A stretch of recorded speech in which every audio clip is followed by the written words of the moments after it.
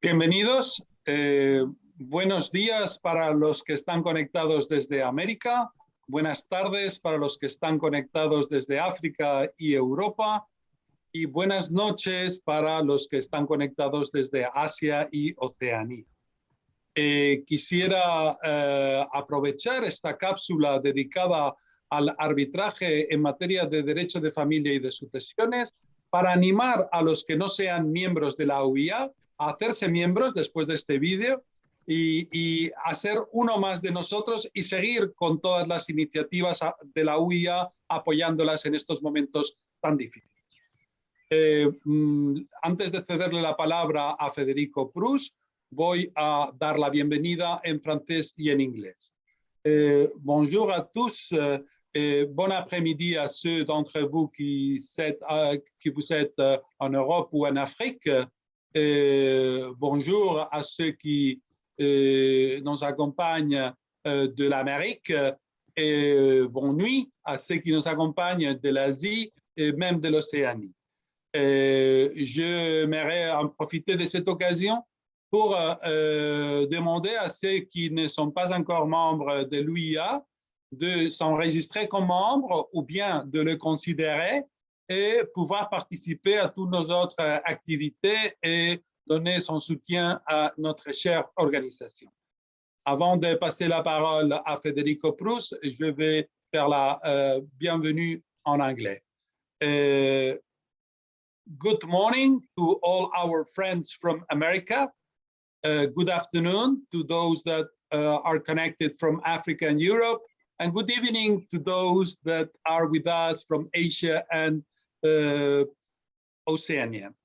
I would like to take this opportunity before we enter to discuss arbitration in family and inheritance law to encourage those of you who are not yet members of UIA to become members and to support our dear organization.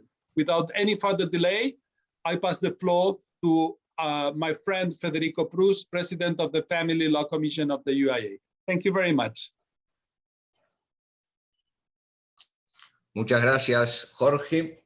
Bueno, nuestra Comisión de Derecho de Familia de UIA está encantada de contar con esta gran cantidad de asistentes en la presente cápsula.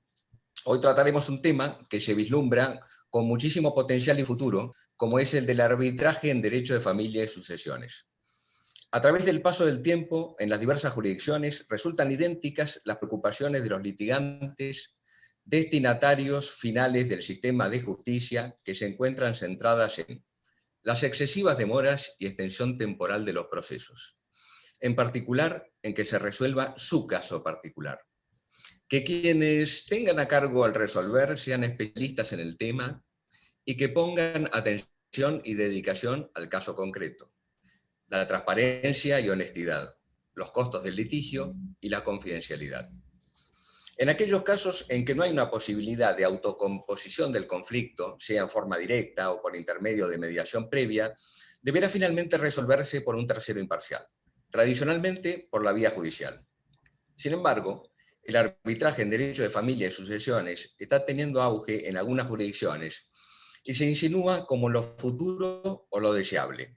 En otras jurisdicciones aún deben vencer resistencias como la desconfianza, la falta de publicidad y conocimiento por parte de los ciudadanos y las autoridades para ser aceptado. Desde el punto de vista técnico, muchas legislaciones consideran que ciertas materias propias del derecho de familia son de orden público.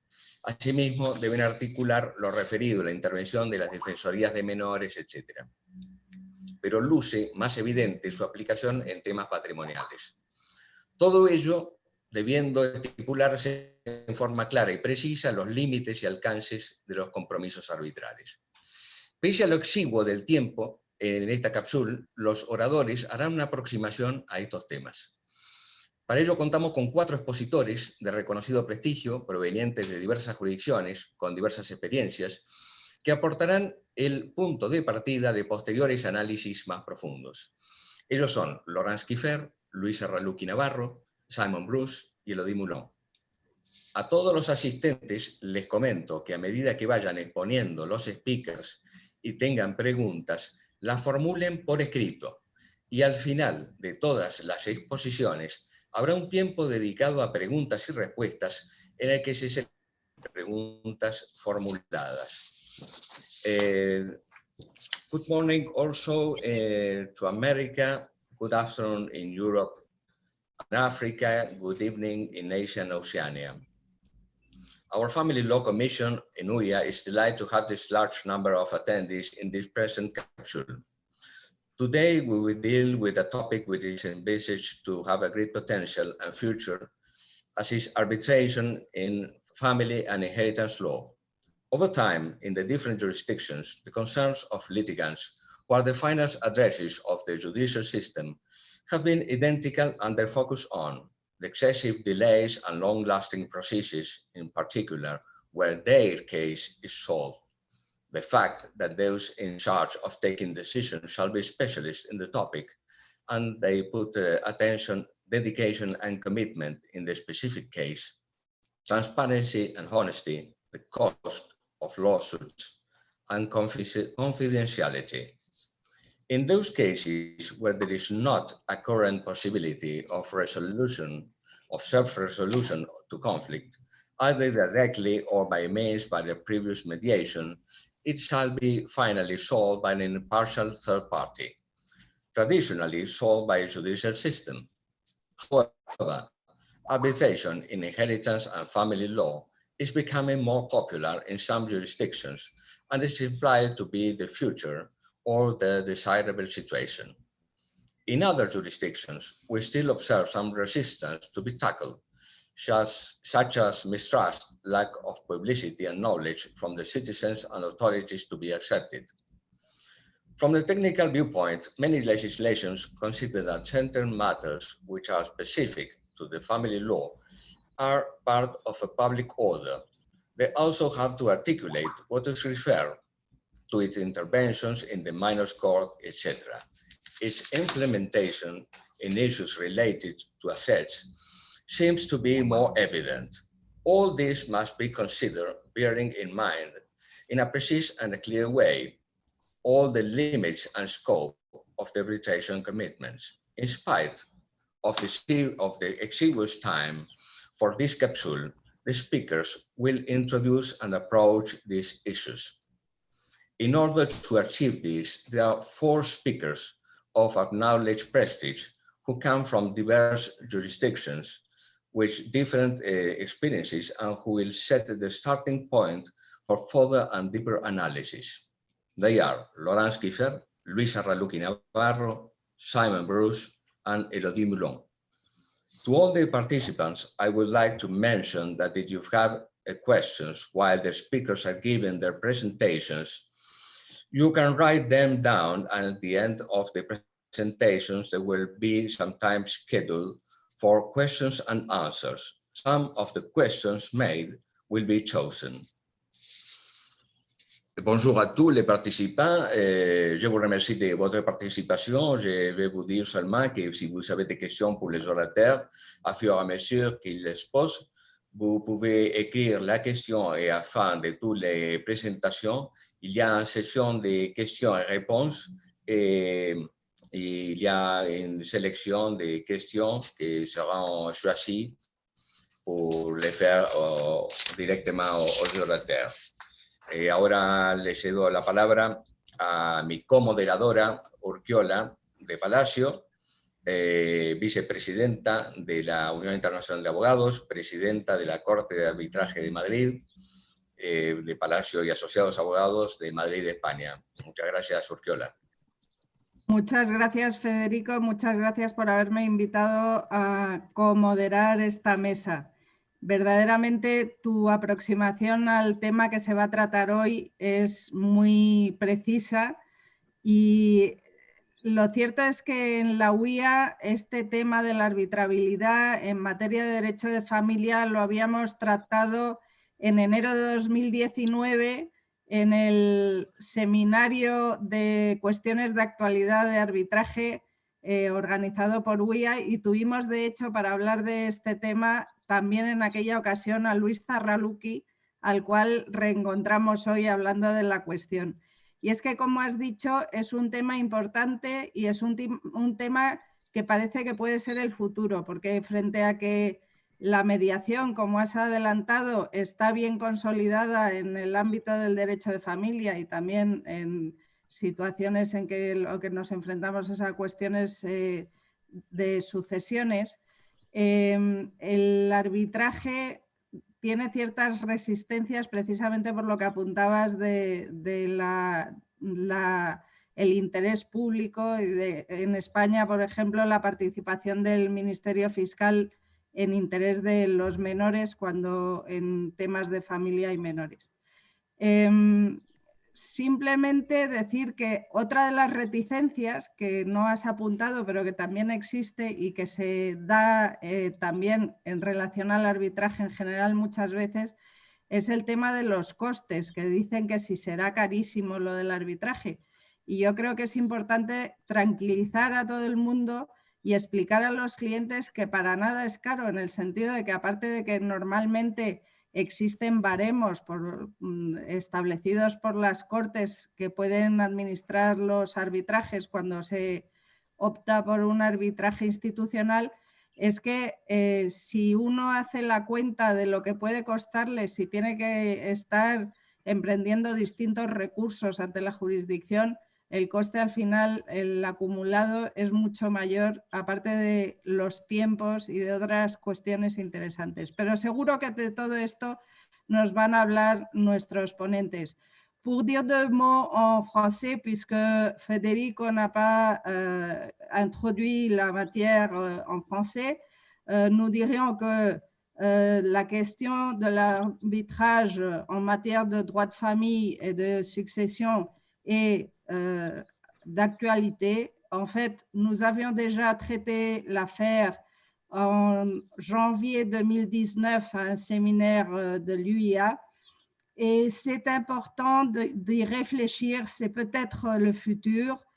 C'est intéressant de voir les différents points de vue de différentes régions et c'est pour ça qu'aujourd'hui nous avons 4 speakers qui sont exceptionnels et qui vont nous parler de leur expérience et aussi de leur approche à cette intéressante question. Nous allons en fait commencer par écouter Laurence Kiefer. So I will start by doing the introduction to Laurence Kiefer in English and Spanish, and I will end by French as she's French, and I hope she will speak in French in her intervention. So she's member of the Paris Bar and former member of the Bar Council. She practiced in her own law firm dedicated to dispute resolution. She has renowned practice in the field of international arbitration. She's also trained as a mediator. And what is very important in this context is what she is chair of the UAE International Arbitration Commission, vice chair of the French Arbitration Association, and editorial board member of the Paris Arbitration Journal. Decía que Laurence Kiefer es miembro del Colegio de Abogados de París, antiguo miembro del Consejo de Dirección, o sea, de la Junta de Gobierno, diríamos en España, del colegio. Tiene su propio despacho en el que se dedica a resolución de disputas. Es reconocida en la práctica internacional del arbitraje, también actúa como mediadora y lo que es importante en este contexto es que es presidente de la Comisión de Arbitraje Internacional de la UIA, vicepresidente de la Asociación Francesa de Arbitraje y miembro del Consejo Editorial de la Revista de Arbitraje de París.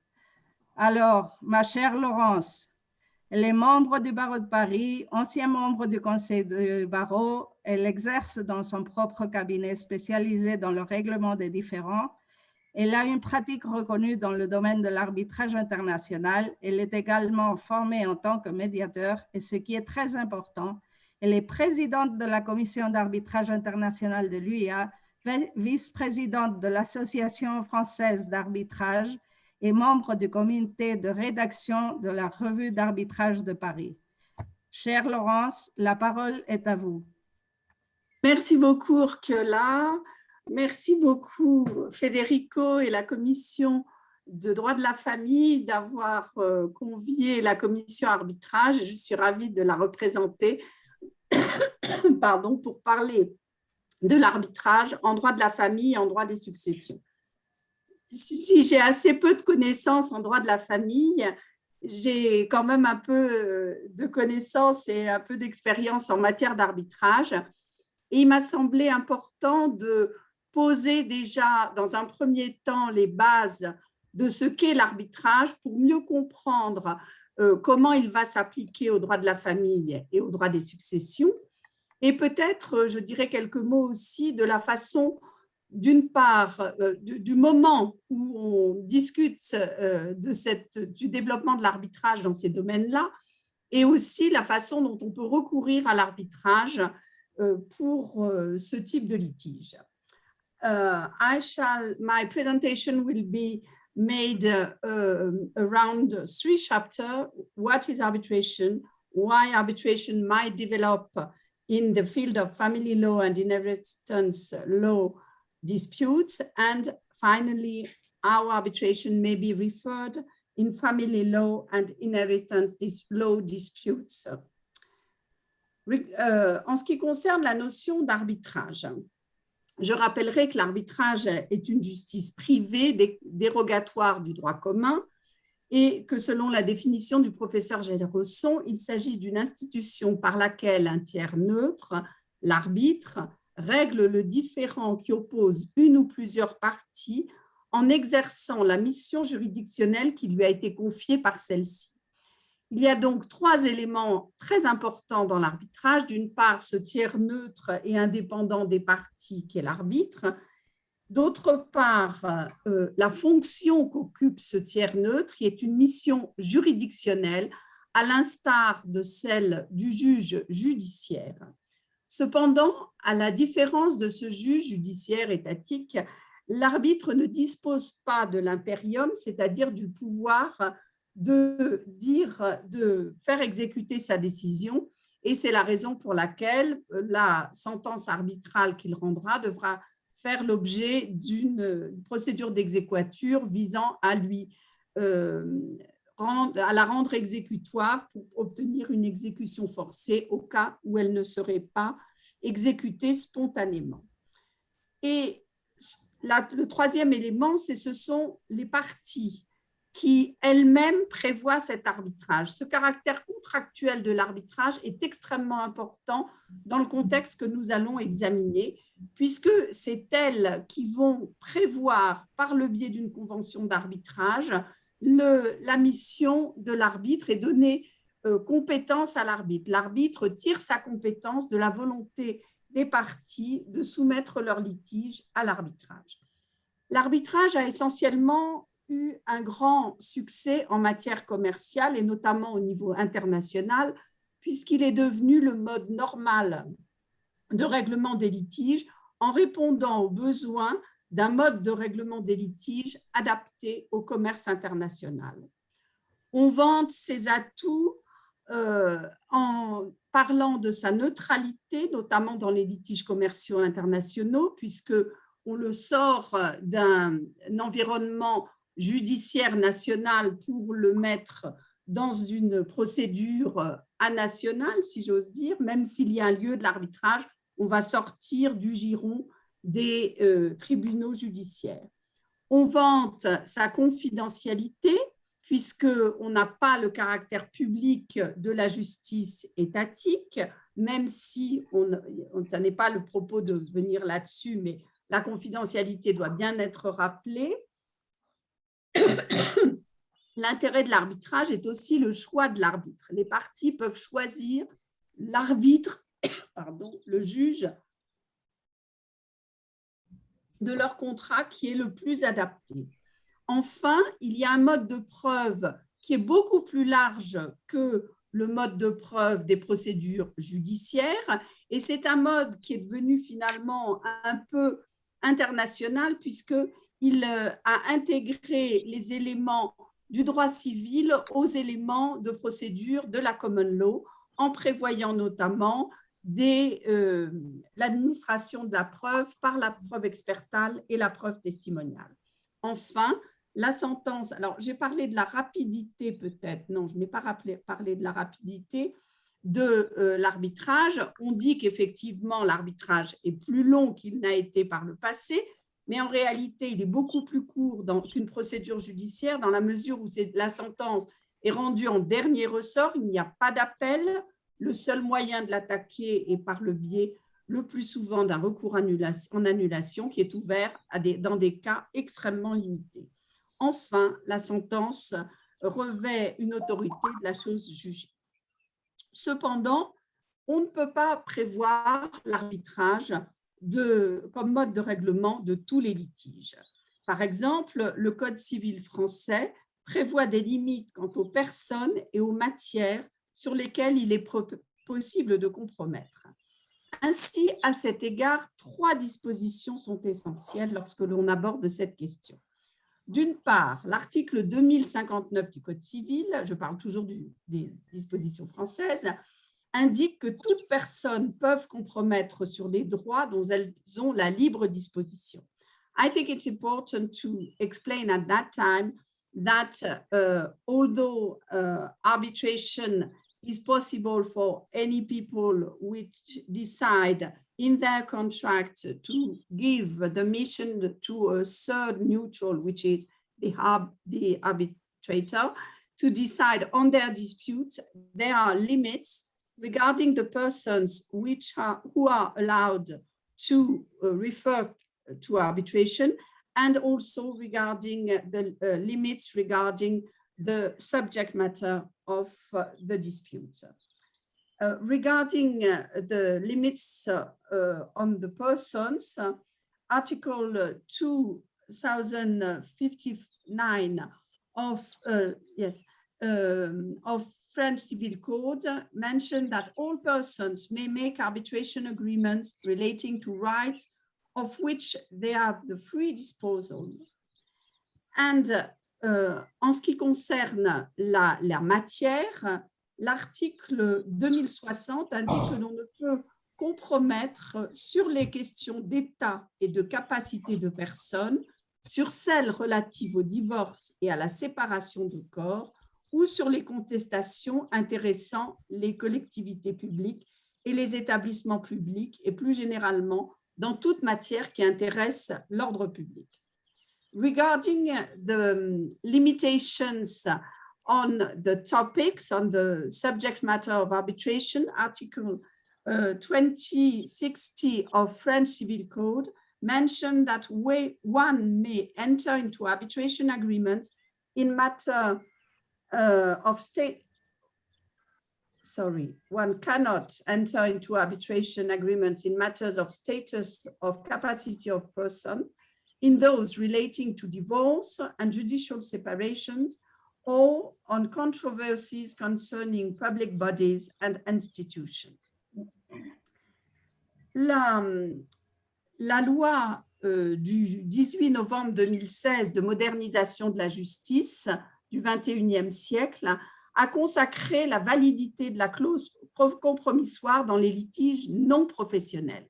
C'est un renversement de l'approche que l'on avait dans le passé, et par conséquent, c'est aussi une ouverture pour des litiges non professionnels à l'arbitrage.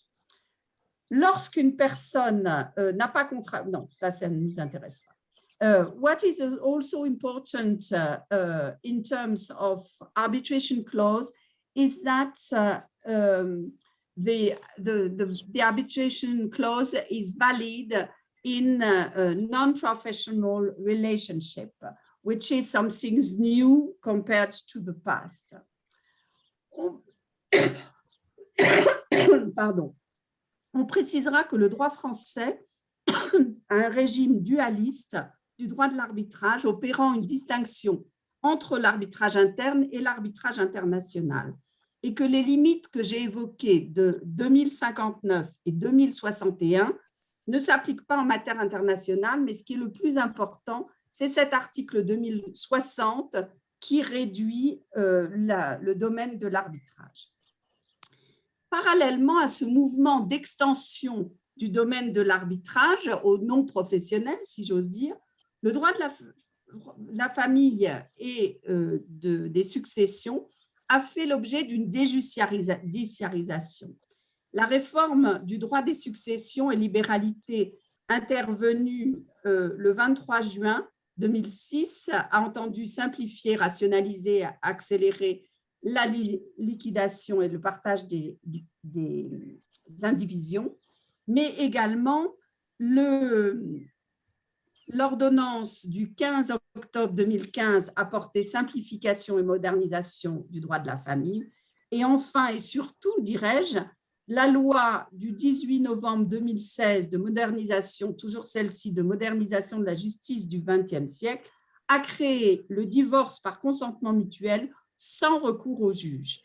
Ainsi, les époux peuvent consentir mutuellement à leur divorce par acte sous signature privée contresigné par avocat et déposé au rang des minutes d'un notaire pour lui donner date certaine. Les seules limites à ce divorce sans juge sont deux situations. D'une part, si un mineur demande son audition au juge ou un des époux est placé sous un régime de protection. Le recul du rôle du juge étatique dans le droit de la famille et des successions a conduit à s'interroger si un arbitre pouvait statuer sur certains aspects qui ne relevaient plus de la compétence exclusive du juge. Cela nous conduit à examiner comment l'arbitrage peut s'appliquer en matière de droit de la famille et des successions.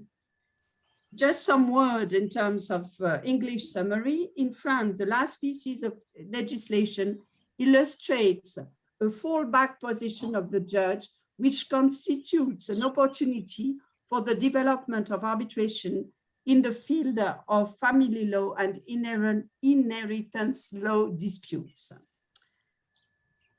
Voyons donc maintenant comment, dans le contexte que je viens de vous décrire, l'arbitrage peut s'appliquer au droit de la famille et au litige relatif au droit de la famille et au droit des successions. Sur la base de ce que nous avons vu précédemment, il apparaît que l'obstacle majeur à l'arbitrage en droit de la famille et des successions réside dans les limites posées par l'article 2060 du Code civil, qui exclut le divorce, la séparation de corps et l'état des personnes du domaine arbitrable et a pour conséquence que les parties ne pourront pas soumettre à l'arbitre les litiges dont elles n'ont pas relatifs à des droits dont elles n'ont pas la libre disposition. Ainsi, l'arbitre ne pourra trancher des litiges que s'ils sont nés de droits patrimoniaux, alors que ceux nés de droits extra-patrimoniaux restent de la compétence du juge. Le fait de savoir si les droits sont disponibles permet donc de savoir s'ils peuvent être jugés par l'arbitre, mais conduit aussi à s'interroger sur la manière dont les parties peuvent prévoir de soumettre à l'arbitre leur litige sur ces droits, puisque l'arbitrage est un processus contractuel. C'est-à-dire qu'il va falloir qu'à un moment, en présence de ces droits patrimoniaux, puisqu'on décide que c'est sur ceux-ci que l'arbitre peut statuer, les parties devront confier la mission à cet arbitre de statuer. Comment peuvent-elles le faire? Comme nous l'avons vu, les parties donc, prévoient de confier leur litige à un arbitre par le biais d'une convention d'arbitrage. L'article 1442 du Code de procédure civile en matière interne prévoit que la convention d'arbitrage prend la forme soit d'une clause compromissoire, soit d'un compromis. La clause compromissoire est la convention par laquelle les parties à un ou plusieurs contrats s'engagent à soumettre à l'arbitrage les litiges qui pourraient être relatifs à ceux ou ces contrats. Je parle des litiges qui pourraient naître on verra que c'est très important par rapport à la clause, au compromis qui, lui, correspond à la convention par laquelle les parties à un litige déjà né soumettent celui-ci à l'arbitrage. La difficulté en matière de droit de la famille et des successions est que les procédures portent le plus souvent à la fois sur des droits disponibles et sur des droits indisponibles, de telle sorte que certains aspects de la procédure va être relevés de la compétence du juge et que d'autres, parce qu'ils portent sur des droits disponibles, relèveront de la compétence de l'arbitre. Ainsi, dans toutes les situations où le juge doit intervenir en premier lieu, une clause d'arbitrage est exclue puisqu'elle prévoirait de soumettre tous les litiges à l'arbitre. Or, on voit bien que ça n'est pas possible puisqu'une partie du litige va devoir être traitée par le juge. Et il faudra laisser le juge intervenir avant de confier le litige à l'arbitre. Par exemple, il ne serait pas possible de prévoir une clause d'arbitrage dans un contrat de mariage, mais il serait possible d'envisager la signature d'un compromis pour la liquidation et le partage des biens des époux à la condition que le juge n'en soit pas saisi. En dehors du cas du consentement mutuel dont je vous ai parlé tout à l'heure et qui peut se faire sans juge, maintenant, seul le juge pourra prononcer le divorce, mais l'arbitre, dans ce cas, pourrait procéder à la liquidation du régime matrimonial. Dans un autre contexte, si le juge doit se prononcer sur les créances alimentaires ou le droit à la prestation compensatoire, l'arbitre pourrait très bien statuer sur la fixation du montant et les modalités de cette prestation. En matière de droit des successions, la prohibition des pactes sur succession future n'interdit pas de prévoir un compromis portant sur le règlement des comptes d'une communauté ou encore le partage entre héritiers, mais le compromis suppose que la succession soit déjà ouverte. Dans toutes ces situations que je viens d'évoquer et qui portent à la fois sur des droits non disponibles et des droits disponibles, on doit exclure la clause d'arbitrage et n'envisager l'intervention de l'arbitre que par un compromis après la naissance du litige. Cependant, certaines configurations purement contractuelles permettent d'envisager, elles, l'insertion d'une clause d'arbitrage. Je parlerai par exemple d'un pacte civil de solidarité, ce qu'on appelle le PACS en France, un contrat aux conventions de concubinage, mais aussi des accords d'indivision qui permettraient de soumettre à l'arbitrage la liquidation et le partage de l'indivision, en matière de donation-partage ou encore dans le cadre de litiges relatifs à des sociétés civiles immobilières pour l'organisation de la patrimonialité familiale. Let's summarize what have been said before in English. Apply to family law or inheritance law, referring disputes to arbitration under French law will depend on whether the disputes bear on rights upon which the parties have free disposal. Proceedings often mix rights upon which the party have free disposal and others. The frontier is not always easy to make. Where there is a mix of free disposal rights and non-free disposal rights on which the judge has jurisdiction, arbitration's jurisdiction should be referred to by a compromise after the judge have intervened first. In other contractual matters, such as cohabitation agreements, joint possessions, donation sharing, or real estate companies, parties could provide an arbitration clause in the contract. At the conclusion, il ne fait aucun doute que l'arbitrage a sa place, en conclusion, l'arbitrage a sa place en droit de la famille et des successions.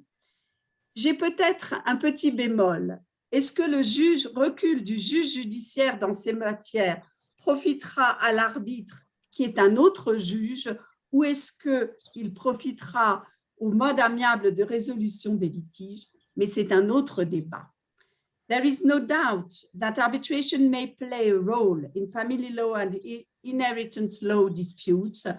However, we can wonder whether the judiciarization in this matter will benefit to arbitration or amicable dispute resolution. But this is another topic. Thank you very much. Merci beaucoup, chère Laurence. Très bonne réflexión. Ha sido muy interesante la ponencia. Por dar dos pinceladas en español que no ha sido utilizado, diría que tradicionalmente en Francia existe una limitación para que las cuestiones familiares y de sucesiones se sometan a arbitraje, pero la modernización del sistema en Francia con la liberalización en 2006 en tema de sucesiones y en 2015 la modernización y simplificación de los procedimientos familiares que han traído el divorcio por acuerdo de las partes y elevado a acta notarial sin intervención del juez, cosa que en España también tenemos y seguro que refiere Luis ahora, abre el interrogante efectivamente de qué campo podría ocupar el arbitraje en estas materias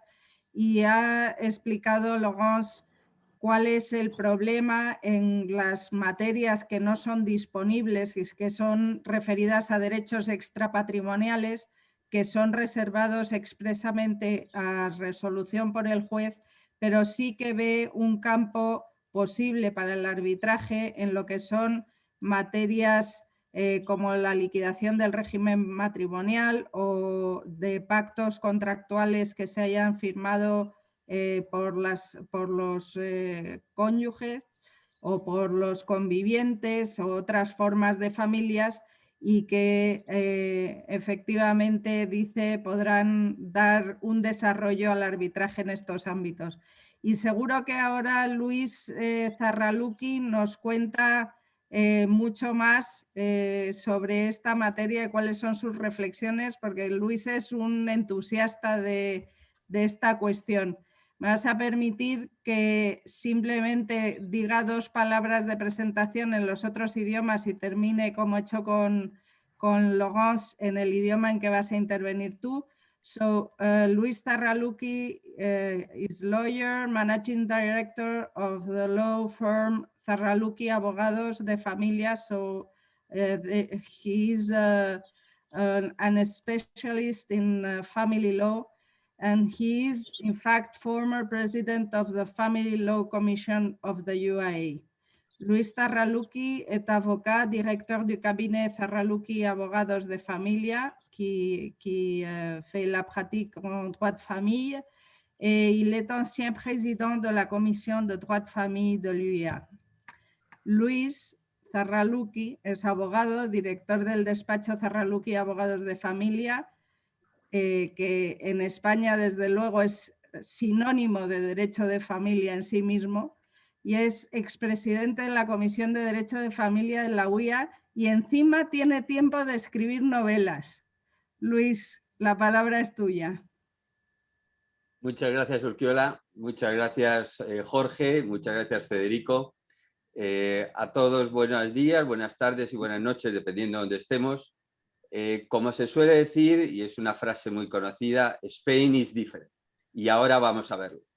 Yo voy a hacer la mayor parte de la conferencia o de mi intervención en español, porque creo que España y el mundo iberoamericano en general está muy por detrás del mundo inglés y del mundo francés, por lo menos en este tema de arbitraje en derecho familiar. Eso, sin embargo, sí voy a decirlo en los otros dos idiomas para que todo el mundo me disculpe y que lo entienda y vea el motivo por el que voy a hacerlo así. I am going to have to give my presentation or my meeting in Spanish because I think that Spain is far back from the Spain and the Ibero-American world is far back from the Anglo-Saxon and from the French world in all this arbitration in family law and arbitration in inheritance, more in family than inheritance. Je vais parler fondamentalement en espagnol parce que je pense que l'Espagne, le monde ibéro-américain est derrière le monde anglo-saxon et le monde français en cette matière d'arbitrage en materia de familia. Lo primero que tengo que decir, que es muy importante, y por eso decía que Spain is different, es que nunca, jamás he intervenido en un procedimiento de arbitraje y derecho de familia en España. Y eso porque estoy prácticamente seguro que no ha habido ninguno. Y eso hace que evidentemente no haya podido intervenir. Sin embargo, llevo más de 32 años trabajando en derecho de familia a un ritmo aproximadamente de unos 100 asuntos de familia al año y 2 o 3 veces todas las semanas en los juzgados de familia o defendiendo temas de familia en distintos juzgados. Eso hace que tenga, creo yo, un conocimiento bastante pormenorizado y completo sobre lo que es el derecho de familia en España y en 2 palabras, como diría aquel, es un desastre. Un desastre, es horroroso. Voy a decir solamente una palabra, ahora una frase en inglés, porque como hace referencia a mi amigo y siguiente speaker Simon Bruce, creo que es lógico y creo que es de recibo que lo diga en inglés. Quoting my family friend lawyer Simon Bruce, and next speaker, once in Palma de Mallorca Family Law Commission 2 or 3 years ago, he said something very, very important, and I have copied that phrase a lot of times. The Court of Justice had failed in the resolutions of family matters. The Cour de Famille, the Cour de Justice n'a pas fait son obligation dans les matières de familia. Tenemos que decir que efectivamente es un fracaso. Y no reconocerlo es seguir ahondando en lo mismo. Por lo tanto, no nos queda más remedio que buscar alternativas. Yo, como decía antes Urquiola, soy un apasionado del arbitraje, porque es que creo que el arbitraje de verdad puede ayudar, no a sustituir, pero sí a ayudar a todos esos procedimientos de familia que desde luego están atascados en los juzgados y a aquella gente que quiere una alternativa a su problema. Por lo tanto, insisto que aunque también reconozco que con un éxito regular, soy un apasionado del arbitraje en derecho de familia. Urquiola sabe que, como lo ha dicho antes, que intervine hace 2 años, me parece más o menos, en un seminario que se organizó en Bilbao. He ganado estando ahí con Simon en Salvador de Bahía, en un congreso de la UIA en el siglo pasado, siglo XX, gané el trabajo que tiene el premio del Monique, me parece que se llama, ya no me acuerdo bien, se llama Monique Renaud. Renaud Contamine. Muy bien, gracias Jorge, eso me gusta, que estés ahí al loro. Pues gané ese trabajo precisamente con el título de arbitraje en derecho de familia y lo sigo intentando. Tengo amigos que están presidiendo instituciones en estos momentos en España en arbitraje, pero nos encontramos, por los motivos que sea, que algunos entraremos ahora, en que esto realmente no está calando. El arbitraje, antes lo decía Logons y lo van a decir los demás, no hay que explicar mucho sobre las bondades del arbitraje. El arbitraje es fantástico y España tiene una tradición como sede de arbitrajes internacionales colosal. Sé además que Jorge ha intervenido en arbitrajes internacionales desde su despacho con un éxito brutal. Es decir, que no vamos ahora a descubrir las ventajas del arbitraje. Lo que sí tenemos que ver es si el arbitraje en derecho de familia tiene o no cabida. Debería tenerlo porque de verdad que es una alternativa, pero que como en tantas otras cosas tenemos que ser sinceros si de verdad queremos imponerla. No voy a hablar ahora de la polémica, que ya lo hemos hablado muchas veces, entre bueno, mediación y arbitraje. Hay solamente una nota que para mí es fundamental. La mediación no es ejecutiva, el laudo arbitral sí lo es. Y con eso, y la experiencia mía en los juzgados, puedo decir que la posibilidad de mediar, eso lo hacemos los abogados todos los días, antes de ir a pleito. ¿Que hay unos mediadores más especializados? Perfecto, me parece fenomenal. Pero seguimos sin lograr avanzar en ese tema, porque cualquier cosa que durante el proceso de mediación se diga, si no se llega a un acuerdo, luego no sirve porque no se puede decir. Es más, los jueces ni siquiera quieren oír hablar de, bueno, pues de acuerdos que se hayan llegado en mediación si no se ratifican en el juzgado. Por lo tanto, tenemos un problema con la mediación. Lo que pasa es que, sin insistir en eso, es muy fácil o mucho más fácil formar mediadores que formar árbitros. Y vamos al tercer tema, que es el meollo, la base de todo el problema. ¿Qué hay que hacer? ¿Qué deberíamos hacer para implantar el arbitraje en derecho de familia? Lo primero, y por eso insisto mucho en decirlo en español, porque el mundo anglosajón y el mundo francés tiene otros problemas, pero no el nuestro. El primer problema que tiene España, los españoles, en relación con el arbitraje en derecho de familia, y me consta que es por el estilo de cosas que he hablado con mi amigo Federico y con Daniela y con algunos otros, Alberto, etcétera, es que tenemos que creérnoslo. Tenemos que creernos de verdad que es una alternativa. Porque si nos la creemos nosotros, lograremos lo siguiente, que es que las instituciones le den la importancia que le tienen que dar a través de la comunicación y la publicación y el conocimiento de qué es el arbitraje en derecho de familia. Antes de empezar a hablar me decían que había hoy alrededor de 500 personas escuchando, todos abogados, o la mayoría, entiendo que abogados. Nos estamos hablando al ombligo y de esa manera no avanzamos, porque no lo estamos diciendo o no somos capaces de decirlo en otros foros que son los que realmente pueden empujar. Voy a contar una pequeña anécdota, pero que todos los que somos españoles o los que tienen cierta relación con España lo van a conocer perfectamente y es posible que se haya dado parecida en otros países. Hace 30 años, estamos haciendo ahora 30 años, España se concienció que tenía un problema tremendo con el tema del SIDA, AIDS. ¿Qué es lo que hizo? Desde las instituciones se invirtió en una campaña, me he documentado y he encontrado la cifra, estamos hablando de siglo XX, por supuesto, y casi 700.000 de los de ahora, 700.000 euros se invirtieron en una campaña a nivel nacional que se llamaba Póntelo, Pónselo, que todos la recordamos perfectamente, porque fue absolutamente eficaz y fenomenal y logró de alguna manera paliar, concienciar y mejorar un problema. Bueno, algo de eso habría que hacer con el arbitraje de derecho de familia si realmente queremos instaurarlo y queremos que sea una alternativa.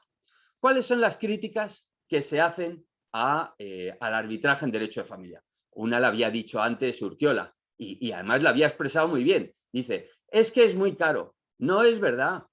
Es que no es verdad. Es que no podemos hablar sin saber. No podemos hablar sin saber. La semana pasada tuve yo un juicio de familia, por supuesto, que se empezó en el año 2018. Estamos hablando de primera instancia. Primera instancia. Me gustaría saber, no solamente en términos económicos, lo que se ha gastado esta gente, no solamente en abogados, procuradores, todo lo que han tenido y lo que les queda para lograr una sentencia que ya veremos si con la lentitud sirve para algo o es eficaz.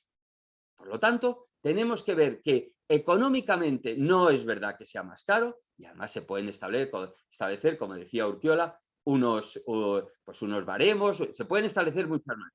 Y además hay que establecer también unas prioridades, porque a lo mejor efectivamente pues no todos los temas pueden llegar, como también lo decía antes Logons, a arbitraje en derecho de familia y ahora veremos también el porqué. Pero al coste económico puro tenemos que añadir también el otro coste, que es el coste personal, emocional, del tiempo de duración de todos estos problemas. Por lo tanto, la primera crítica de que es caro, ya estoy en contra. La segunda crítica, y esa sí que es verdad, es que no podemos, igual que con una formación de mediadores de 200 horas, claro, 200 horas no sirve para formar un árbitro en derecho de familia. Ni un árbitro que sea Jorge, que es un árbitro fantástico en temas mercantiles, no sé si se atrevería a ser árbitro en un tema de derecho de familia. Me está diciendo con el dedito que no. Claro que no, porque es que no es lo mismo. Sin embargo, las cortes especializadas en arbitraje y los colegios de abogados tienen listas de árbitros. Pero claro, uno se va a arriesgar a que por turno le corresponda un árbitro que puede ser fantástico en temas mercantiles o informáticos o inmobiliarios, pero de familia, pues no, porque familia es diferente, tiene un tratamiento diferente en todo y desde luego también en árbitros. Y debemos formar los árbitros, tenemos que crear un sistema de formación de árbitros, que claro que nos va a llevar tiempo. Y desde luego no puede ser como, por ejemplo, los notarios hablan mucho de ellos como árbitros en temas de testamentarías. ¿De acuerdo? Podría ser, pero es que no es lo mismo, aunque esté metido en familia, el tema de las testamentarías con los otros temas de derecho de familia. Tenemos que formar unos árbitros que tengan unos criterios técnicos, con unos criterios personales, con unos criterios también psicológicos, empáticos. Hay que definir un perfil. No puede ser simplemente un juez árbitro o un notario árbitro o un abogado árbitro. No, hay que formarlo. Y hay que formar un grupo de árbitros especializados que den confianza a la gente para que quieran que sus temas, bueno, o tengan la alternativa que en vez de ir a la justicia ordinaria a un juez, pueda ir a un árbitro. Siguiente tema que tenemos también que tratar y que también es una crítica, más que una crítica es una realidad, que lo decía también antes Logons. En la legislación española hay materias disponibles y materias no disponibles. Y todo lo que afecta a menores es no disponible. Por lo tanto, muchas veces puede haber la idea de, hombre, ¿por qué voy a llevar un tema de familia a un árbitro teóricamente si luego voy a tener que ir también al juzgado porque los temas de menores voy a tener que tratarlos ahí? Bueno, eso se entiende. Pero vamos a ver, ¿por qué esos temas son indisponibles, los temas de menores? ¿Porque requieren un fiscal? Por favor, no digamos mentiras para nosotros creernos a nosotros mismos. Es que no es verdad. Nosotros sabemos perfectamente, por ejemplo, en la división que tiene España para los procedimientos de familia, juzgados de familia hay solamente en las grandes capitales y en alguna otra ciudad. En esos hay, teóricamente, fiscales de familia que están en cada juzgado o están adscritos a cada juzgado. En el resto no. En el resto son fiscales que vienen de otros sitios, mixtos. ¿Estos son de verdad los que van a defender al menor?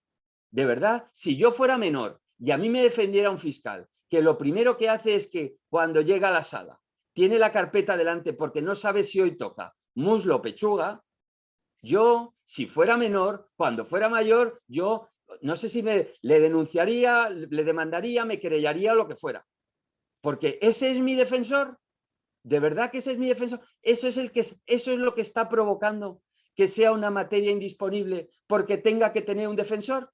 Los que somos los españoles, y algunos también, yo sé que Federico, que conoce mucho España y viene muy a menudo, también lo sabe, se habla de que el municipio o el pueblo o la localidad más rica de España es Pozuelo de Alarcón. Pozuelo de Alarcón, donde están las urbanizaciones, donde en su momento vivían cristianos, viven todos los futbolistas, probablemente sea la urbanización más cara de España y probablemente de las más caras de Europa. Pozuelo de Alarcón, los temas de familia de Pozuelo de Alarcón los llevan 4 juzgados mixtos. Y para que nos demos una idea de cómo funciona, en el mismo edificio está Fiscalía. Pues ¿sabes lo que pasa? Que los fiscales la mayoría de las veces no bajan al piso de abajo, se celebran los juicios sin fiscal. Esto es lo que nos está impidiendo que estas materias sean disponibles. Estos fiscales que no van a los juicios, que en el mejor de los casos, se ven luego el DVD estando en el piso de arriba. Estos son de verdad lo que nos está impidiendo que se vea todo. Pues yo creo que tendríamos que hacer una revisión. Igual que en otras materias, como nos decía antes Laurence, que también se ha hecho en Francia, aquí se han hecho modificaciones. Ahora el divorcio puede ser divorcio notarial. El matrimonio ahora también es matrimonio entre personas del mismo sexo. Todas estas cosas que nos parecen ahora muy normales, bueno, hace 15 años, 20 años, habría desmayos. Pero el mundo va evolucionando. Y lo que tenemos de verdad que hacer, si nosotros queremos que el arbitraje en derecho de familia funcione, es primero, como decía, los abogados creérnoslo para empujar. Luego, que las instituciones y, bueno, los poderes que les corresponde, de alguna manera, tomar medidas, se lo crean y vean que realmente es un problema. Que realmente el derecho de familia en España es un problema grave, para que puedan invertir y puedan avanzar en ese mundo y, de alguna manera, posibiliten la información y la comunicación para que el arbitraje de derecho de familia sea una realidad. Por último, creo que teníamos, no sé si me he pasado un poco, me parece que teníamos 10 o 15 minutos cada uno, pero como Laurence ha pasado un poco, pues también me siento un poco permitido para poder acabar ahora con 2 minutos que me faltan para hacer una reflexión que me pedía Federico en relación a una sentencia del Tribunal Constitucional que ha habido recientemente que hacía referencia al arbitraje.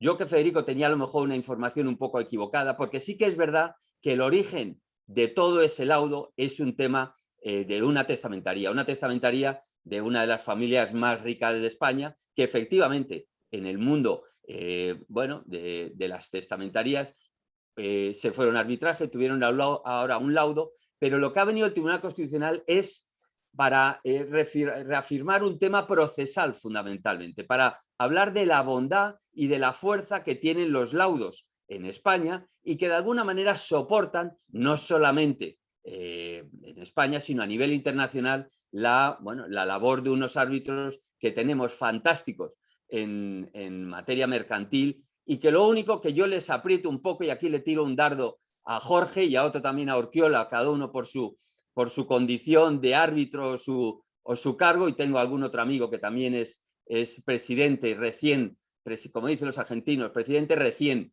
de una institución muy importante de arbitraje, les pediría que apoyaran también el arbitraje en derecho de familia, porque en contra de lo que podamos creer o que puedan creer algunos, de verdad que también, incluso desde el punto de vista profesional, de verdad que es negocio. Lo que pasa es que hay que organizarlo bien. Muchas gracias y hasta la próxima.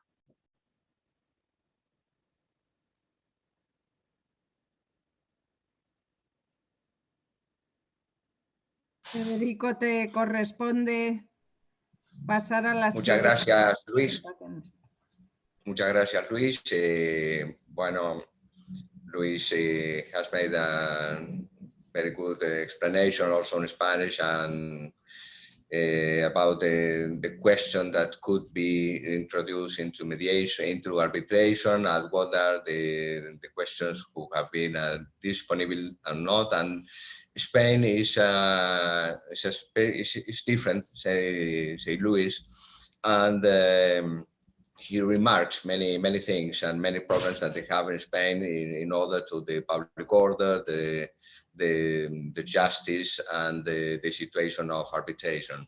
He demystified a bit about the amount of money that cost a process of arbitration between this relation with the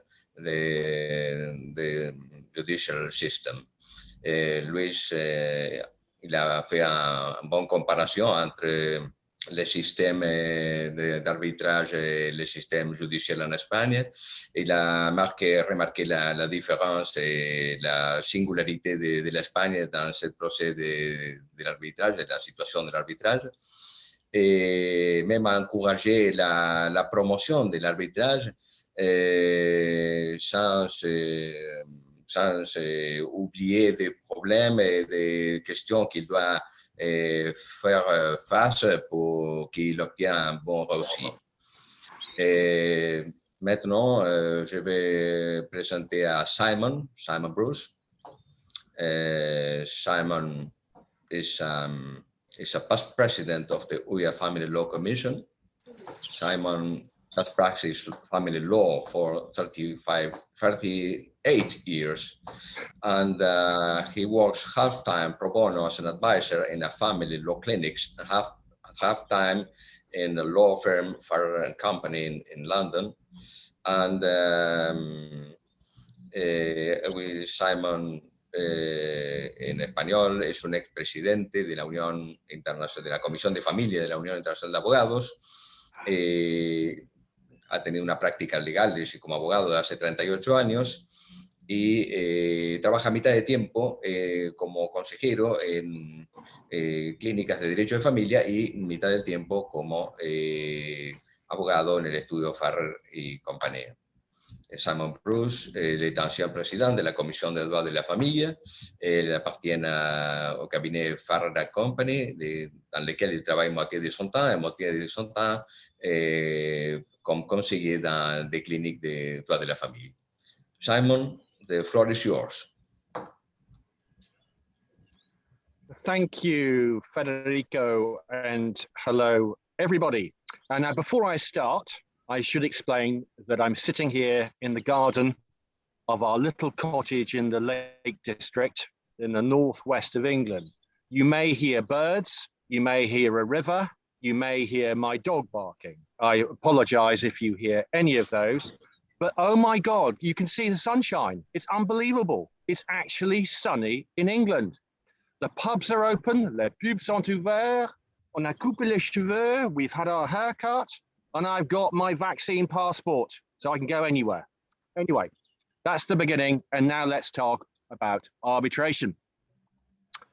I've got some good news for you. All of you who've listened to Luis and listened to all these problems, no. England has a very different picture. Global Britain following Brexit. Brave Britain, we welcome you. We welcome every type of sensible way of doing our cases. Family law uses arbitration a lot, okay? Both children cases and money cases, arbitration would be a better way of sorting out a final hearing than through the court. You must understand that and listen to me if you want to copy what we do, which you should do, because extraordinarily, it seems that England leads the way in relation to arbitration in family law, which is pretty extraordinary, but there we go. Now, there are three main advantages I'm going to talk to you about in relation to arbitration in family law. One, speed, la vitesse. I was sitting with a client in a custody case last week, and he was really worried about how long it would take him to get an order in relation to his son. 1.5 years. If you go through the court, it'll take you 1.5 years to get a final order. How long would it take in arbitration? 2 weeks. 2 weeks. I call that a lot speedier, don't you? 2, money, l'argent, costs. It costs much less to go through arbitration than it costs to go through court. Of course it does, because most systems have a system based on time and money. You pay for all the time your lawyer spends doing everything. If it's a much quicker system, it's going to be much cheaper. It's a no-brainer. 3, you choose your judge. On choisit le juge. There are 186 arbitrators, qualified arbitrators, in England, 186. So it's easy to choose a really good arbitrator. You know, in the court system, you can't choose your judge. You don't know who you're going to get. It may be a really bad judge. It may be. But in arbitration, you choose your arbitrator. You choose who you want. Okay? What else? Enforcement. A lot of cases are about how are you going to enforce your award. In arbitration, you have a very mature enforcement system. Think about it. You know, you guys from the EU, I don't want to be aggressive about it, you have not allowed England into the Lugano Convention, right? So you're not going to have easy enforcement of English orders because you're not letting us in. Even though it's nothing to do with the EU, you're not letting us in. Okay, well, think about arbitration awards instead. They may be easier to enforce. You need to think about that if you have an English case. You have to. So, can you challenge an English arbitration award? Yes, you can. Yes, you can. If it's a bad award, it's unlike any other kind of arbitration. So Laurence will be really surprised about this. Normally, an arbitration is very, very difficult to challenge it. No, in family law, you can challenge a bad arbitration. Normally, of course, the arbitration is a good award and it will be made into a court order, right? Now, what you need to understand is that England, like any other jurisdiction, we're broke. We got no money. We have no money for court systems. So what we've done is we're privatizing family law. We're privatizing our justice. And so the judges, they will throw every case they can to mediation, arbitration, collaborative law, anything. This is just one facet of the privatization of family law. And of course, one of the most beautiful things about arbitration is confidential. The newspapers are not allowed to report anything. It's completely confidential. So your really rich clients will always want arbitration. So really, that's as much as I want to say.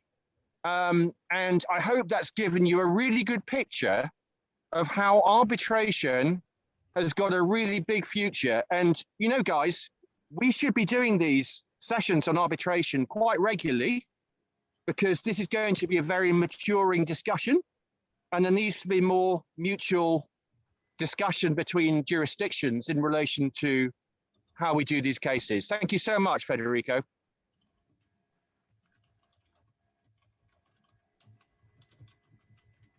Thank you, Simon. Bueno.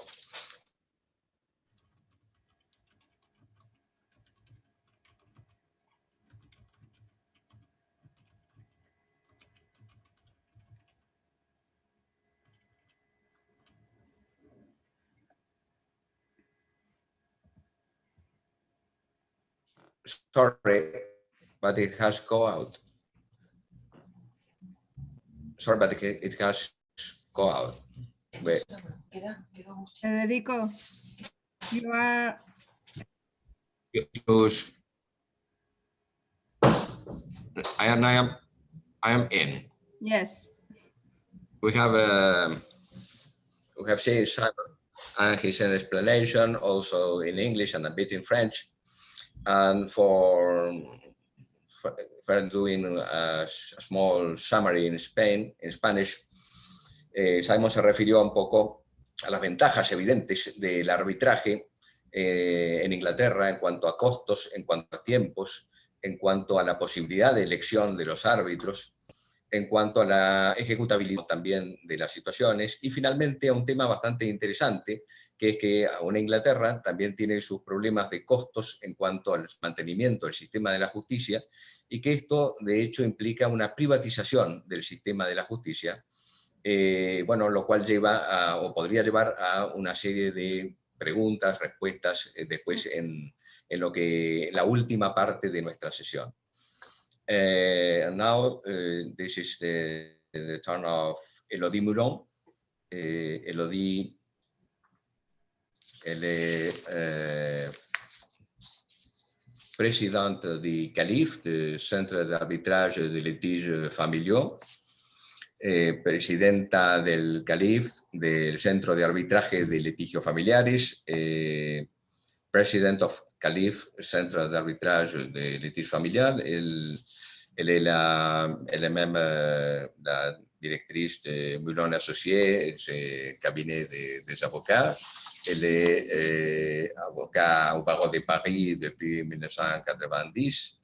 Et elle est consacrée à son exercice professionnel au droit patrimonial et extra-patrimonial de la famille. Elle est au cours des évolutions de ce domaine, régulièrement consultée par des pouvoirs publics et des intervenants. Elle intervient également lors des conférences sur ces sujets. Lo que comentaba es que Elodie, titular del estudio Moulon Associés, ella se dedica fundamentalmente al derecho de familia y derecho de sucesiones, tanto en lo familiar, lo patrimonial como lo extrapatrimonial, y que regularmente es consultada por los poderes públicos e interviene en conferencias sobre estos temas. Elodie, je vous donne la parole. Merci beaucoup, Federico. Voilà, je suis ravie d'être là et je suis un peu ravie de fermer la marche, si je puis dire, parce que tout ce que j'ai entendu était intéressant et permet justement de voir encore le décalage qu'il y a entre certains pays. Malheureusement, je n'ai pas compris tout ce qu'avait dit Louis, mais on m'a résumé. Mais globalement, on en avait parlé la dernière fois, et le système français est beaucoup plus proche du système espagnol que du système anglais. Alors, j'ai fait le PowerPoint je vais essayer de... Voilà, en anglais et espagnol. Je précise que je ne parle pas un mot d'espagnol, donc ce n'est pas moi qui ai fait cette partie, ni celle d'anglais d'ailleurs, mais ça, j'aurais pu. Je vais faire donc mon intervention en français, but I could answer to the question after in English if you prefer, because maybe if the person who are just speaking English, I can't do anything for people who are just speaking Spanish, I'm sorry. But for the one who didn't understand French and want to speak about arbitration in France, I'd be pleased to answer in English. La première question, et Laurence en a parlé, pourquoi s'intéresser à l'arbitrage familial en France? Et pourquoi est-ce que c'est devenu possible alors que ça ne l'était pas du tout, ça fait encore quelques années? La réponse, elle est assez simple, elle répond notamment à deux besoins. En France, on s'en rend compte ces dernières années, il y a un très très fort besoin pour les justiciables de se réapproprier leur vie. Et on a vu l'émergence des modes amiables de la famille qui qui sont de plus en plus pratiqués, médiation, procédure participative et droit collaboratif. Une véritable volonté donc de se réapproprier sa vie, et puis parallèlement, et j'ai envie de dire c'est un peu la continuité, une contractualisation du droit de la famille. Contractualisation du droit de la famille, Laurence a parlé tout à l'heure de quelque chose quand même qui est assez spécifique, et je crois me souvenir d'ailleurs des débats au moment où c'est sorti. C'est le divorce par consentement mutuel qui est devenu un divorce contractuel. C'est-à-dire c'est un contrat entre les parties et les avocats qui va juste être enregistré par un notaire, mais le notaire n'a qu'un rôle formel. Donc c'est un divorce contractuel et où tout est évoqué. Le divorce lui-même, le principe du divorce, les aspects patrimoniaux et les aspects extra-patrimoniaux. On retrouve cette volonté de contractualiser également dans une matière totalement extra-patrimoniale, qui sont l'accord sur les enfants. Et on va même aller plus loin très prochainement, c'est que le projet de loi qui nous a été présenté par le nouveau garde des Sceaux prévoit que dès lors que des accords de médiation ou des transactions auront été constatés par un acte d'avocat, il suffira que le greffe appose la formule exécutoire, c'est-à-dire que le juge n'interviendra pas et que ce sera beaucoup moins lourd que de faire exéquaturer une sentence. Donc, dès lors que le greffe aura apposé sur ces accords, ces actes d'avocat, la formule exécutoire, ces accords deviendront exécutoires. Et ces accords peuvent évidemment se situer dans des matières patrimoniales, liquidation ou éventuellement même obligation alimentaire. Enfin, je ne dis pas éventuellement, ça arrivera assez souvent et ça arrive souvent. Et puis la résidence, tout ce qui concerne l'organisation de vie des enfants. Donc on a tout un domaine qui va échapper au juge. Oui, on fait observer, hop, slide suivant, voilà, qui va échapper au juge et qui finalement repousse les limites de ce qu'on a appelé les droits disponibles. Je vais y revenir dans quelques instants. Je vous disais en fait, pourquoi s'intéresser à l'arbitrage familial? Je vous disais que ça correspondait à deux besoins, donc ce besoin de réappropriation et ce constat de contractualisation, et puis un autre besoin qui est celui de répondre, et j'ai compris que le problème était assez similaire en Espagne, de répondre à des juridictions qui sont extrêmement engorgées. Ça peut prendre des années parfois pour aller voir un juge dans des matières quand même extrêmement conflictuelles. Il faut attendre 7 mois, 8 mois, des familles qui continuent à vivre sous le même toit, ou un besoin d'organiser rapidement des points patrimoniaux. Là encore, il va falloir entendre longtemps. Et puis des juges qui, très souvent, en dépit du fait qu'il s'agit de juges aux affaires familiales, qui ne sont absolument pas spécialisés. Donc, face à ce besoin de répondre à un engorgement de la justice et puis à une volonté d'autonomisation, la meilleure réponse, très clairement, c'est l'arbitrage familial. Alors, il ne s'agit pas de dire, et c'est vraiment important, qu'on va remplacer les juges par les arbitres. On va dire simplement qu'on a un panier avec plusieurs outils. Ces outils, ça peut être, quand c'est possible, la médiation ou la procédure participative. Ça peut être le recours à un juge parce que c'est parfois et encore souvent nécessaire. Et ça peut être aussi l'arbitrage. Donc, je pense qu'il ne faut pas se focaliser sur l'arbitrage en disant « Oh là là, attention, c'est le recul du juge ». Non, déjà, le juge a reculé tout seul, il n'a pas attendu l'arbitrage. Et puis surtout, c'est un autre outil que l'on propose aux familles, en tout cas qu'on souhaite en France proposer aux familles. Alors, les inconvénients, l'inconvénient, c'est surtout le coût de l'arbitrage. En tout cas, c'est ce qui apparaît, même si évidemment il y a des solutions pour rendre cet inconvénient assez inexistant. Alors nous, la difficulté que l'on a par rapport aux pays anglo-saxons, c'est que la justice est gratuite, enfin pas les avocats, je vous rassure, Dieu merci, mais les juges, alors on les paye indirectement avec nos impôts, je vous rassure aussi, mais en tout cas les parties, ça ne leur coûte rien d'aller voir un juge, surtout que les condamnations aux frais irrépétibles de l'autre partie, on n'en a quasiment jamais.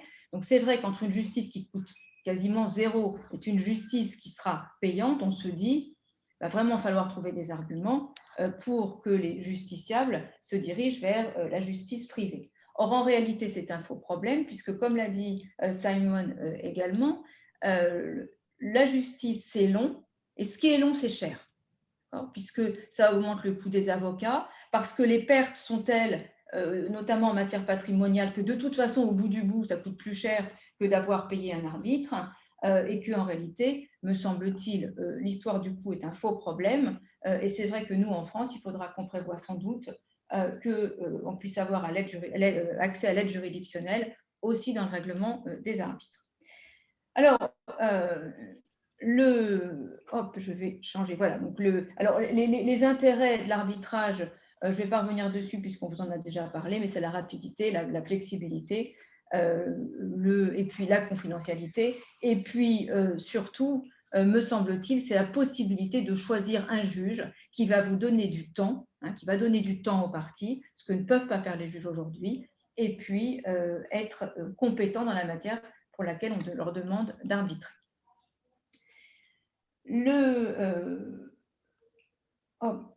Donc aujourd'hui, vous l'avez compris, en France, on est encore assez timide avec l'arbitrage, mais quand même, moi je suis convaincue que ça va avancer. Et donc, nous avons créé en 2019 un centre d'arbitrage qu'on a appelé le CALIF. Alors pour les francophones, ça n'a aucune référence à cette bande dessinée bien connue du vizir qui veut prendre la place du calife. C'est juste le centre d'arbitrage des litiges familiaux. L'idée, elle est née comment? L'idée, en fait, elle a commencé à poindre en 2014, et c'est assez intéressant d'ailleurs sur l'évolution du droit de la famille. Elle a commencé à poindre avec un notaire, Axel Depont, qui nous avait réunis, notaires, avocats universitaires, pour faire de l'arbitrage familial. Et puis finalement, ça ne s'est pas fait parce que je pense qu'en 2014, c'était vraiment trop tôt, l'arbitrage familial en matière familiale. Et puis en 2018, je pense justement, je parle avec Simon, qui globalement nous dit qu'en France, nous sommes totalement ringards et que nous ne comprenons pas l'utilité de faire de l'arbitrage familial. Et là, on s'est dit, je me suis dit, j'étais avec Muriel Cadieux à l'époque d'ailleurs, qui est également spécialiste en droit international de la famille. C'est vrai que pourquoi est-ce qu'on ne s'y met pas? Bon, j'ai eu la chance peu après d'intervenir dans une conférence, et là je me suis dit, ça y est, on relance ce centre d'arbitrage familial, et à nouveau, notaires, avocats et universitaires, nous nous sommes réunis et nous avons constitué le CALIF.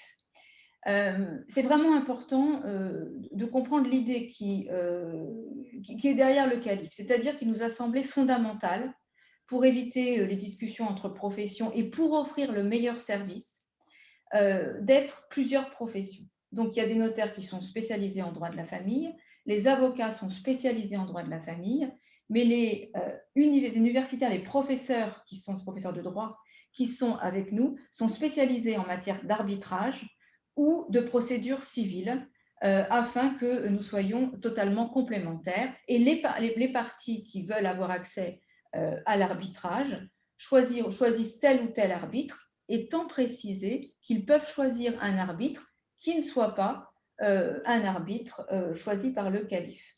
Avec un bémol, parce qu'il nous a paru aussi extrêmement important que ce centre d'arbitrage présente absolument toutes les garanties de professionnalisme, de compétences et d'éthique, que chacun soit formé à minima dans l'autre matière. C'est-à-dire que alors c'est surtout les avocats et notaires spécialisés en droit de la famille ont l'obligation de se former en arbitrage afin de connaître le système, et on s'est tous mis à se former en arbitrage.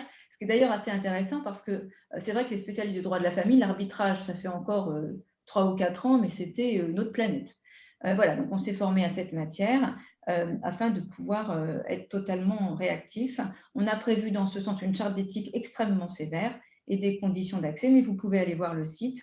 Vous pouvez même adhérer. Alors on est encore tout ça vraiment en cours de création, mais vous pouvez adhérer au CALIF. Alors, on m'a demandé alors, on a mis évidemment que toute la procédure d'arbitrage se fera selon les règles de l'arbitrage qu'on a rappelées ici. Alors, pour les Français, je vous invite à lire le Code de procédure civile, vous trouverez les réponses. Mais évidemment, je ne vais pas revenir sur cette partie, ça allongerait inutilement mon propos.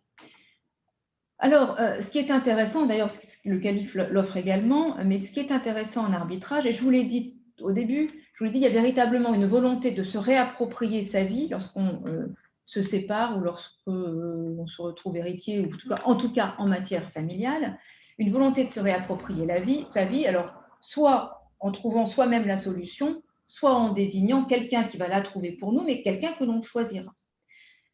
Mais c'est vrai que l'idéal, c'est d'amener les parties à choisir eux-mêmes la solution, ce qui n'est pas toujours possible. C'est la raison pour laquelle il existe plusieurs systèmes qui combinent médiation et arbitrage. Vous avez d'abord le MedArb. Alors, le MedArb, en fait, c'est un système, d'accord, c'est un processus qui permet de commencer par une médiation, d'accord, et de tout faire pour que la médiation fonctionne. Mais si elle ne fonctionne pas, Dans cette hypothèse, le médiateur change de casquette et devient l'arbitre. Je dois vous dire que je ne suis pas totalement convaincue par le MedArb, dans la mesure où ça me paraît extrêmement compliqué et avec un risque évident d'instrumentalisation de l'arbitre, de lui avoir tout déballé dans le cadre de la médiation, sans aucune limite, puisque dans une médiation, on se sent très libre, compte tenu que ça restera dans le cadre de la médiation, et de se dire que cette même personne, ensuite, bien instrumentalisée par l'une des parties, d'accord, ou par les deux sur des niveaux différents, va être celui qui rend cette décision. Ça, je trouve ça assez déplaisant comme idée. Évidemment, il y a aussi dans cette procédure le risque que l'une des parties se dise bah, « je fais comme si je vais rentrer dans un processus de médiation au début pour avoir un maximum d'informations de la part de l'autre partie, informations que le juge connaîtra même si ça ne résulte pas de pièces, et puis finalement que ces informations soient utilisées ensuite. Il me semble que ça porte une atteinte grave au principe de loyauté qui doit présider à ces différents modes. Alors évidemment, l'avantage, c'est de se dire, et c'est un avantage qui est relevé, c'est de se dire, oui, mais ça veut dire on rentre dans une médiation, et puis si ça ne marche pas, ben, on n'a pas perdu de temps puisque on se dirige vers l'arbitrage et sans qu'on ait à répéter tout et à réexpliquer à l'arbitre. Peu importe, je trouve quand même que le système est assez peu satisfaisant, mais il peut plaire à certaines parties. Bien évidemment, ils doivent avoir le choix de pouvoir opter pour ça. Mais il me semble plus intéressant de faire ce qu'on a appelé le Med then Arb, qui est exactement le même process, mais le médiateur ne devient pas l'arbitre. La médiation ne marche pas, eh bien on va prendre un arbitre et continuer sur un arbitrage. On peut comparer un peu ce système avec le processus collaboratif et la procédure participative. Dans le processus collaboratif, si ça ne fonctionne pas, eh bien, les avocats sortent du jeu et d'autres avocats sont choisis pour aller devant le juge. Dans la procédure participative, vous restez l'avocat pendant toute la procédure. Donc, évidemment, c'est un peu différent, mais je trouve que l'idée y est quand même. Donc, vous avez ça, et vous avez également d'autres systèmes, donc avec le MedArb. Alors, vous avez le MedArb simultané, dont je n'ai pas parlé, si vous les avez là, Simultaneous MedArb, qui permet en fait de faire les deux process en même temps, médiation, arbitrage, sans que ça se croise. Moi, ça me paraît de le faire en même temps un exercice un peu schizophrénique. Ça me paraît compliqué de négocier de manière totalement loyale et détendue quand vous savez qu'à côté, l'arbitrage se poursuit. Et vous avez aussi l'ARB-MED. Donc là, vous commencez par un arbitrage, d'accord ? L'arbitre va rendre une sentence qu'il ne va pas dévoiler, que les parties ne connaissent pas, mais et puis les parties iront vers une médiation, et c'est seulement à l'issue de la médiation, si ça n'a pas marché, que l'arbitrage fera connaître sa sentence. Voilà sur toutes ces possibilités que vous avez de lier à la fois médiation et arbitrage, qui sont, me semble-t-il, très intéressantes et répondent au souci de se réapproprier sa vie. Alors, le troisième point, j'espère que je ne dépasse pas trop mon temps de parole. Le troisième point, c'est évidemment, Laurence en a parlé, l'arbitrage et le droit des successions. Alors, pourquoi ? Alors, quand je dis droit des successions, on peut penser aussi droit de la liquidation. Pourquoi ? Parce qu'il s'agit toujours, évidemment, de liquider un régime ou une succession. La liquidation du régime matrimonial, c'est quand les époux se séparent, donc il y a une dissolution du lien matrimonial. Et puis la succession, c'est quand l'un des époux décède. Et donc là, vous avez une autre liquidation qui va être d'abord avec l'époux, la liquidation du régime matrimonial qui se fait du fait de la dissolution du lien par le décès, et puis tout de suite après, parallèlement en réalité, dans le même procédé, la liquidation de la succession avec les héritiers. Là, on voit qu'il s'agit d'un droit purement patrimonial, en tout cas en grande partie, et c'est vrai que ça semble être vraiment l'idéal pour l'arbitrage. Alors, je précise que sur la liquidation du régime matrimonial, il n'est possible que hors procédure de divorce puisque dès que les parties veulent liquider pendant leur procédure de divorce, il y a deux textes qui sont 265.2 et 268 du Code civil qui empêchent l'arbitrage, puisqu'il est spécifié d'abord que les parties ne peuvent s'accorder, donc ne peuvent a fortiori aller voir un tiers avant l'introduction de l'instance, et que le juge, de toute façon, doit homologuer un accord, et en l'état, mais c'est à ce point-là, on souhaite que les textes changent, ne peut exéquaturer une sentence. Donc il y a une petite modification des textes à faire pour y arriver, mais en l'état, on ne peut pas. Alors, en droit des successions, très clairement, alors Laurence l'a rappelé, le droit des successions ne devient disponible qu'au décès. Les textes français le prévoient, mais il y a aussi une sentence suisse, donc j'imagine que c'est la même chose en Suisse, du 19 juin 2005, ne prévoit la disponibilité du droit qu'une fois le décès intervenu, et donc seule possibilité, c'est le compromis d'arbitrage et non la clause compromissoire.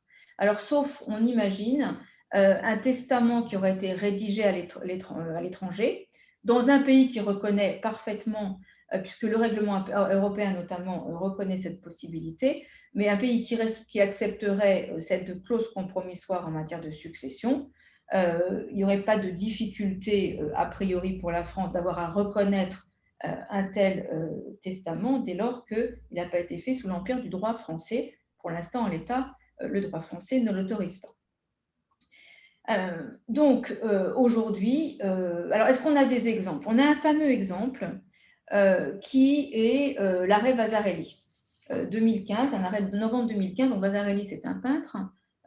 Et donc, la Cour de cassation n'avait absolument pas remis en cause le principe de l'arbitrage, avait simplement annulé la sentence arbitrale pour une raison qui tenait au comportement de l'un des arbitres, qui était en réalité le notaire des héritiers et qui avait favorisé les héritiers dans le cadre de l'arbitrage. Donc là, évidemment, la sentence a été annulée et cet exemple permet d'attirer l'attention des arbitres potentiels sur et de ceux qui veulent avoir recours à l'arbitrage, sur la nécessité et l'importance de la déclaration d'indépendance que signent les arbitres.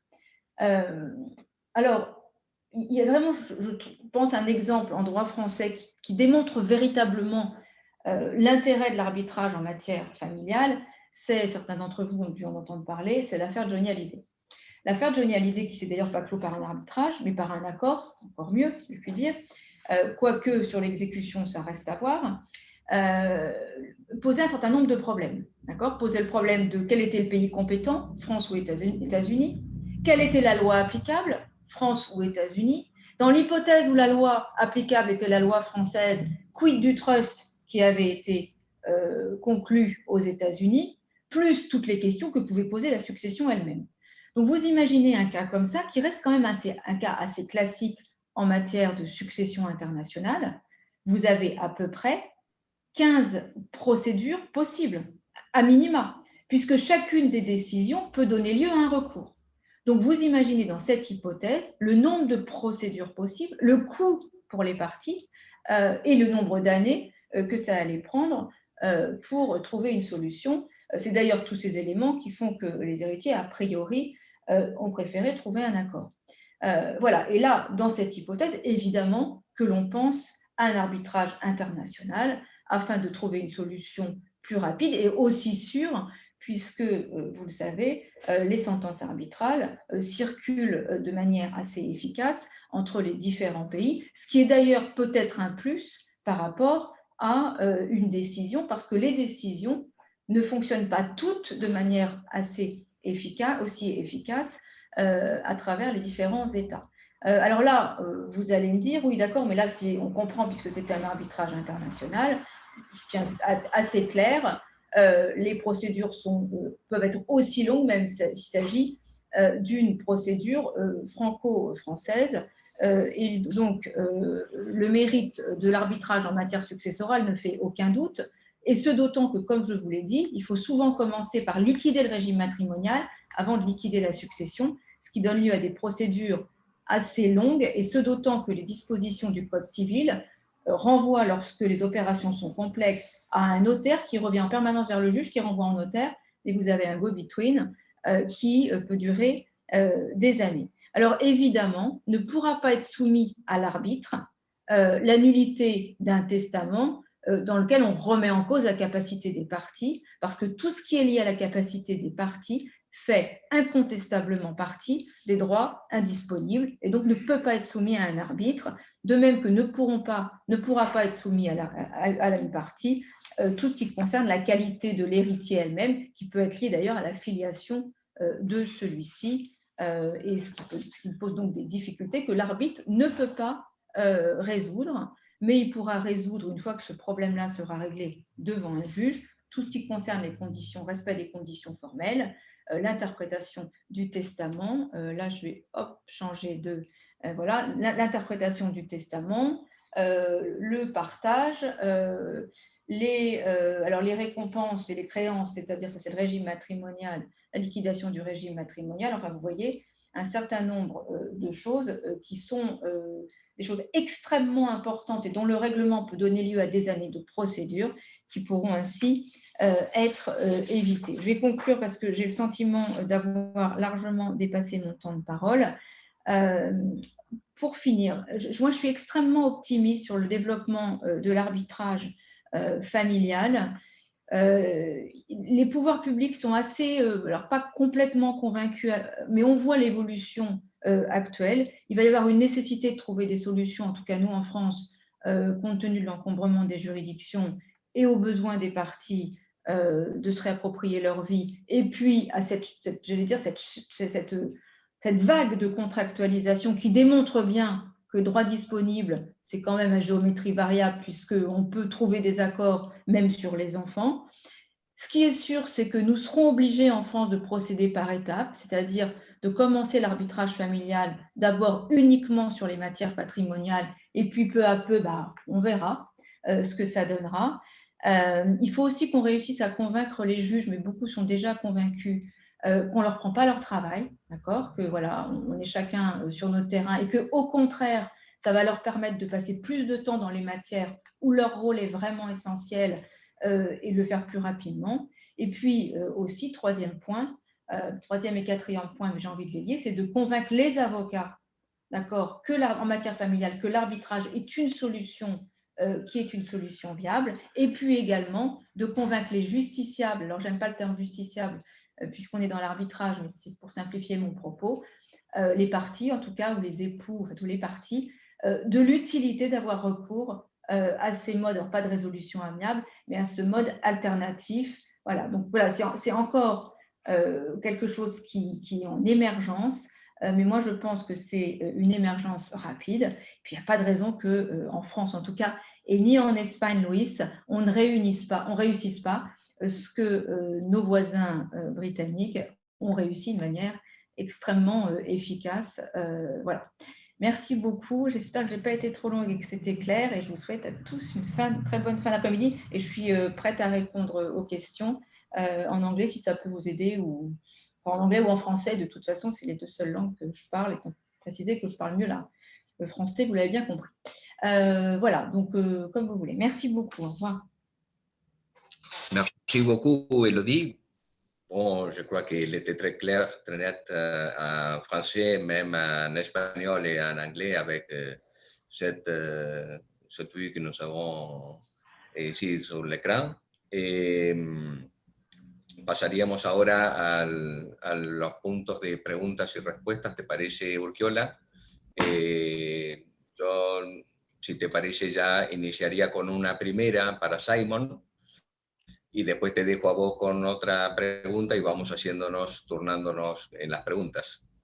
Estamos my dear Simon. Pero ¿Cómo? yo creo que para un par de preguntas tenemos que buscar el hueco. Perfecto. Simon, the first question is, there are two questions, but I profit this time. The first, how was the development during the last years of the family law arbitration in England? How it begins, and then in what is could be a privatization of the justice, of the legal system, of the judicial system? Do you think that could be any possibility to people who have not enough economic good situation to access to arbitration? The arbitration system in England started with lawyers, family lawyers, and retired judges who saw the opportunity to build a parallel system, and it was easy to do so. Unlike in Spain, the judiciary, the English judiciary, the government, of course, which doesn't want to put any money into any court system, all supported the building of a parallel arbitration system. There was no opposition to it. Everyone supported it. And that's why it was easy to establish it. Okay, that's the answer to the first question. The answer to the second question is that, of course, arbitration is a service which you normally pay for. Now, you may know in England, hardly anyone gets legal aid, okay? Hardly anyone gets legal aid. You can only get legal aid in abduction cases or in care cases where a child may be taken by the local authority, or where there has been domestic abuse and the abuser asks for legal aid. So it's very, very limited. So you're talking about a society in England which largely does not have access to lawyers, whether it's lawyers who go through the court system or lawyers who go through the arbitration system. It's exactly the same. Now, there are lawyers, and you're looking at one now, who work for the benefit of the public who have no money, right? There are lawyers who do that. And we have found lots of people who are prepared to support us in doing that. And so I'm always optimistic. I believe in the goodness of human nature. And I believe that there are lots of people who would be perfectly happy to facilitate arbitrations for people who don't have money. In fact, I know it's true. So, you know, you've always got to be optimistic and you've always got to move forward. That's how you make progress in life, Federico. It's not different to anything else. Thank you, Simon.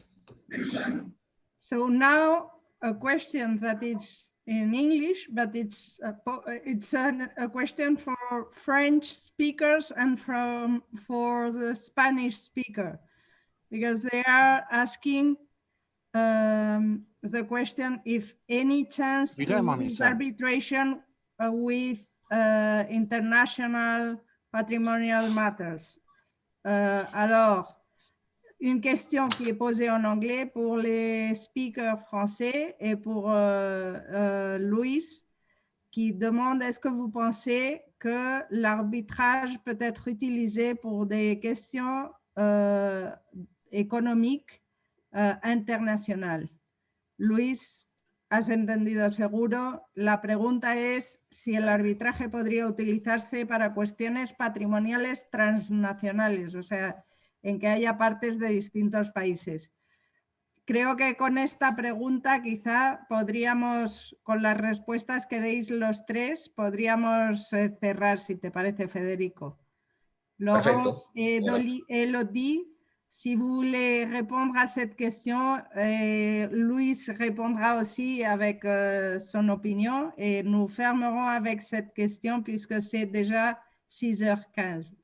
Laurence, tu veux que je te laisse répondre? C'est sur le droit économique, c'est le... Je crois que c'est le cœur même de l'arbitrage, les questions économiques. Et comme je l'ai expliqué au début de mon intervention, l'arbitrage international, ça marche vraiment très bien. Et ça a encore plus de poids, je trouve, à l'international en termes de neutralité, d'efficacité. Et tout ce qui est économique est évidemment tout à fait possible en arbitrage et notamment à l'international. Desde mi punto de vista, lo que creo es que volvemos otra vez a desviar el objetivo del problema. Yo creo que no hay ninguna duda que el arbitraje en materias económicas y más internacionales pues puede funcionar, pero yo creo que donde está realmente el problema no es en eso, está en realmente solucionar los problemas que están en los juzgados de familia. Y yo lo que me cuesta mucho después de oír a mi amigo Simon es creer que un sistema como el que tiene en Inglaterra, que me parece como jueces jubilados y abogados que lo están haciendo pro bono, casi como si fuera algo de hobby en el tiempo libre, vaya a prosperar. Yo creo que tenemos que darle un carácter profesional, un servicio que se tiene que cobrar, eso sí, estableciendo unos baremos y estableciendo unas reglas para que pueda ser asequible para la mayoría de la gente. Alors, Elodie, il y a une question directe pour vous, en français cette fois. C'est Nuchka Mambuene qui la pose. Elle demande comment l'arbitrage peut régler le problème de succession transfrontalière. C'est une question en français ou en… En français, en français. Comment il peut régler le problème de succession transfrontalière? Il faut un tribunal arbitral, d'accord, qui sera composé de spécialistes qui peuvent être notamment un avocat ou un notaire en France, un dans le pays considéré. On fera un tribunal arbitral. Alors après, il y a les règles, c'est où, c'est quel, qui s'appliquent évidemment. Une sentence va être rendue, mais la sentence, elle va être exéquaturée dans le pays concerné. Donc, il y a une circulation des décisions rendues par les arbitres qui sont exéquaturées dans le pays où il doit y avoir une exécution, qui permettent une fluidité très intéressante. Voilà, mais ça ne pose pas de difficulté. Parce que je disais une autre question justement qui disait, oui, mais qu'est-ce qui se passe quand le pays ne reconnaît pas l'arbitrage? Mais de toute façon, la sentence, une fois qu'elle est rendue, elle devient une décision avec la formule exécutoire, ce qui permet la circulation. Contrairement aux accords de médiation, alors jusqu'à en France, bientôt où on pourra avoir des actes exécutoires, mais contrairement aux accords qui ne sont pas forcément revêtus de la formule exécutoire. C'est la même force qu'une décision et même peut-être encore plus puissante puisqu'il y a une convention internationale qui prévoit la fluidité et l'exécution des sentences arbitrales ce qui n'est pas nécessairement la même chose des décisions et certaines décisions ne peuvent pas être exéquaturées dans un autre pays. Je parle du contrôle de Laurence. Federico. Muy bien. Creo que es momento de cerrar y te dejo el placer, no sin antes dar las gracias a todos los ponentes y a todos los asistentes al evento. Desde la Comisión de Derecho de Familia de la UIA les agradecemos a todos los expositores y también a todos los que han participado en este evento y desde ya les invitamos a que se unan a nuestras actividades tanto de la comisión como de la UIA que tiene un montón de comisiones sobre distintos aspectos del derecho. Je vous remercie à tous de votre participation et à tous les orateurs. Je vous encourage à tous les assistants qui ne sont pas plus jusqu'à présent membres de l'UIA de devenir membres de l'UIA et qu'il y a pas mal de commissions, non seulement la nôtre, la loi de famille, mais aussi des autres branches de loi. I'm very thankful to all the participants.